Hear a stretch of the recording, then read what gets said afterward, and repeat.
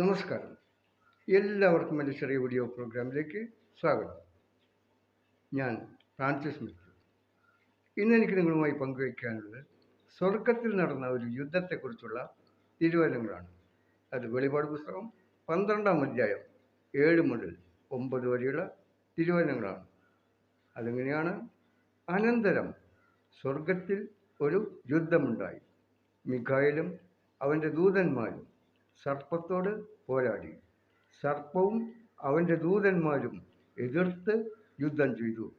എന്നാൽ അവർ പരാജിതരായി. അതോടെ സ്വർഗത്തിൽ അവർക്ക് ഇടമില്ലാതായി. ആ വലിയ സർപ്പം സകല ലോകത്തെയും വഞ്ചിക്കുന്ന സാത്താൻ എന്നും പിശാച് എന്നും വിളിക്കുന്ന ആ പുരാതന സർപ്പം ഭൂമിയിലേക്ക് വലിച്ചെറിയപ്പെട്ടു.